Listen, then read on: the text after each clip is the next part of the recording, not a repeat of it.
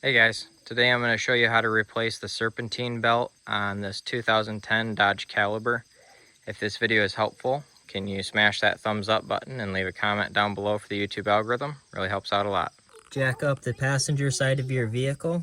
When you've got the vehicle in the air, make sure you use a jack stand.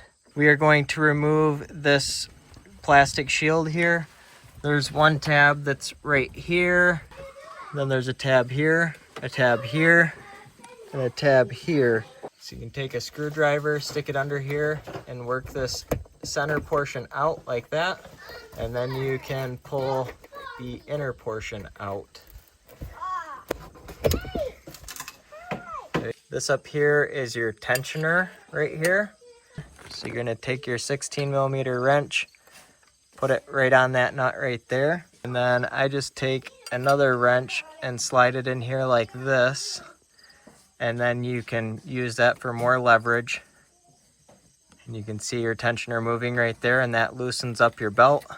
And you can slide it off like that and let your tensioner go back. Then you can remove your Serpentine belt here.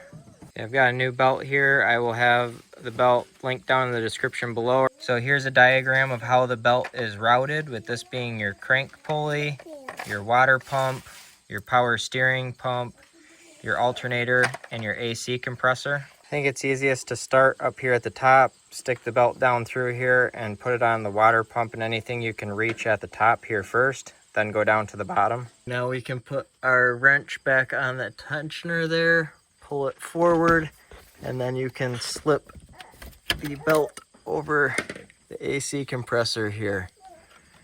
And you're finished.